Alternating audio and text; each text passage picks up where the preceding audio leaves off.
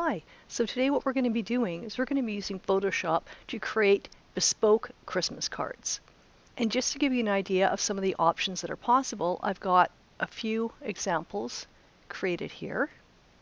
And what you're going to be able to do is choose what shape, background, and type you want to use for your own card. To begin, you're going to want to double click on the folder named Bespoke Christmas Card. And inside that folder, you should see a Photoshop document called holidaycard.psd. We're going to double click on that. And we're going to wait for Photoshop to open. It might take a little while, so just be patient. As long as you can see the icon at the bottom of your screen bouncing up and down, that means Photoshop is loading. And eventually what you should see on your screen is something very close to this. The first thing I'm going to ask everyone to do is go up to the window menu, click on it, select Workspace, and make sure that Essentials is selected. And if Essentials is selected, I'm going to ask you to reset Essentials. And this just makes sure that we're all seeing all the palettes and tools in the same place. Now there's a few windows open here that we really don't need. What we're going to do is we're going to close up a few things that we don't need to see because they take up a lot of screen real estate. The panel to your right, we're going to click on the collapsed icons. And the next panel, we're going to do the same thing. And now we have a lot more screen real estate freed up. There's one panel that we really need to have open, and that's our Layers panel. And you can find that icon right here, and I'm going to click on it to open it up. And then we're going to do one other thing. We're going to click on the tab that says Layers, click and hold, and drag it out so it becomes its own window. By dragging out the Layers palette that way, what we can do is we can reposition it anywhere on the screen, and we can also click and drag to make it longer. So it's easier to see all the different layers that we're going to be working with. So the first thing we're going to do is we're going to make a decision about what silhouette you want to use. To do that, we're going to go to this folder in our layer palette called Silhouette Options, and there's a little arrow. We're going to click on it, and you can see that currently we're seeing the Christmas ornament silhouette. And you'll notice that there's an eye icon next to it. Now when I click on the eye icon, I can hide the information that's on that layer. So what you will do is you will maybe hide the Christmas ornaments and then click in that little eye area for the next graphic to take a look at that. Click on the eye again to hide that layer.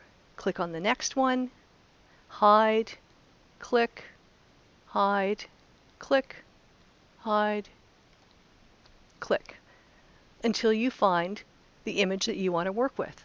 I'm kind of partial to the caribou jumping graphic, so I'm going to be using that one in my demonstration. Once you've made a choice about the silhouette you want to use, and remember that it's only the one that you want to use that should be visible, and we control that visibility by clicking on the eye icon. All the rest of the silhouette layers should not have a little eye next to them. Once I've made that choice, I'm going to close up this folder by just clicking on that little arrow. And now we're going to move on to the text options. Here in our text layers, they also have a little eye icon to control the visibility. What I've done is I've given you a number of different choices of fonts you can use for the different sections of the greeting. And I've also paired up the different sections of the greetings in a way that I think works well. But you can make your own decisions. You can mix and match these in any way you want. So in the same way we worked with the silhouette options to hide things, we're going to do the same thing with the type. So what you'll do so you can see the different typeface options there are is you will hide and show the different groupings. And then you can make a decision about which font you want to use for which part of the greeting. Just remember that if you want to make a different choice, you're going to have to hide and reveal. And it's completely up to you which combination you want to use. Once you've made your decisions about your type, we're going to close up this folder by clicking on that little arrow. Our next step is to open up the pattern options folder in our layer palette by clicking on that little arrow. And these patterns are what will eventually show up inside our silhouette. So right now, as we're just reviewing them, they're going to take up the full screen, but our next step will be to make sure they only show up inside the silhouette. So what you'll do is enable visibility, disable visibility on each of the different pattern option layers so you can get a sense of which one you might want to use.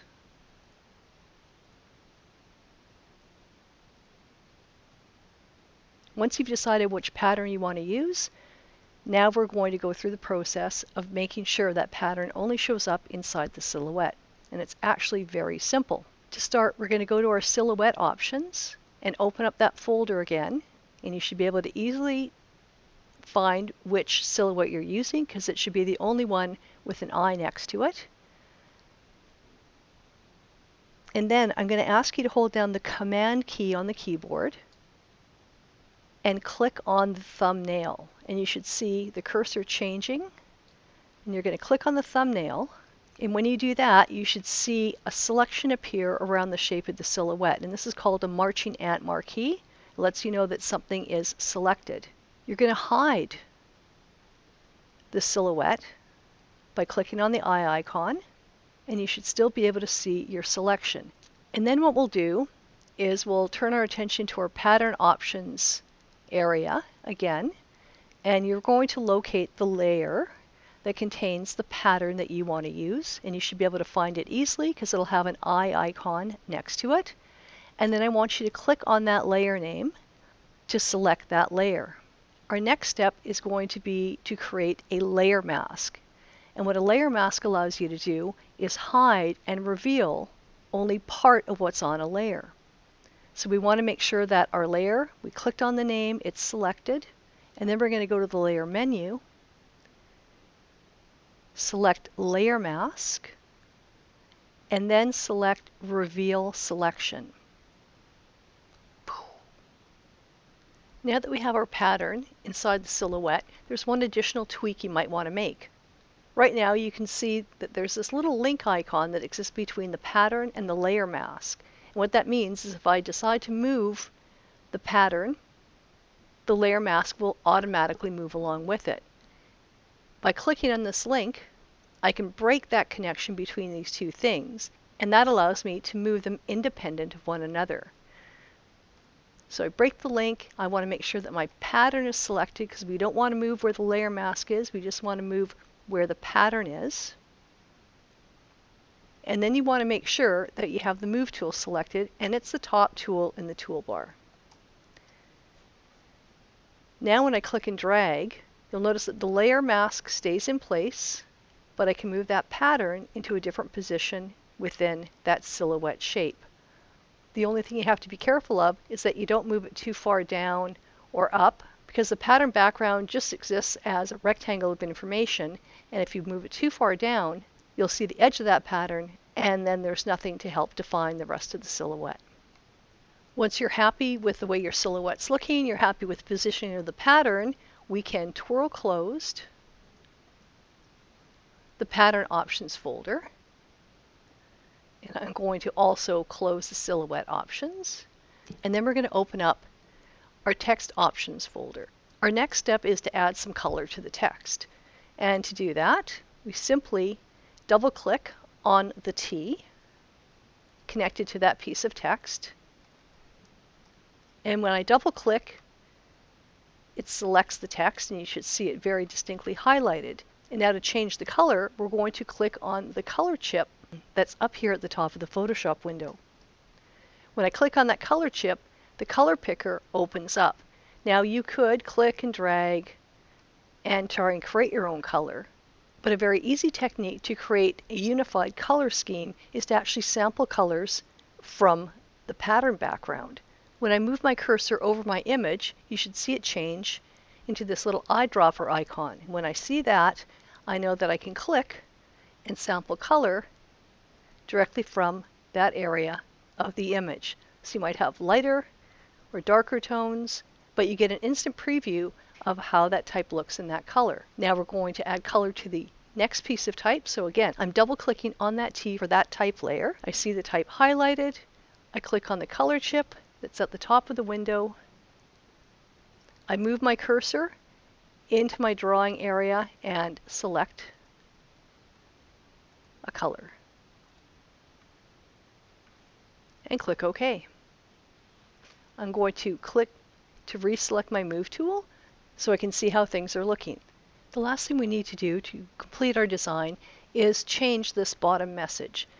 To make the text editable, we're going to double click on the T connected with that line of text. The text should highlight and it's now editable, which means we can move our cursor into this highlighted text, click and drag to select, and we can change the word someone to your name. Another option is to completely change what this message is, and you can do that by clicking and dragging to select all the existing text and completely change the message by typing in what you want to say. We're going to reselect our Move tool, and then we're going to go to the File menu and select Save. And those changes are saved to that document that you first clicked on at the beginning of this tutorial. Right now, this file is in a Photoshop format. So if this is something you might want to send to a printer to create some postcard sized Christmas cards, or perhaps you want to send it as a picture or an attachment in an email, we need to save it out in a format that can be used for printing or emailing. So we're going to go to File, Save As, and we're going to change the format from Photoshop to JPEG. If I take a look at the dialog box in the Where category, it should indicate that you're going to be saving it into the folder where the original tutorial document is. And we're going to click Save. When the second dialog box comes up, make sure that under Format Options, Baseline Standard is enabled, and we're going to keep it maximum quality and click OK. And that's it. We're done. You can go up to the Photoshop menu and quit Photoshop. And in the tutorial folder, you now have two files. One of them is that .psd, which stands for Photoshop Document, and the other is the JPEG. And if you want to preview what your JPEG card looks like, you can click once on that icon to select it, and then press your space bar. And there you go. You're done.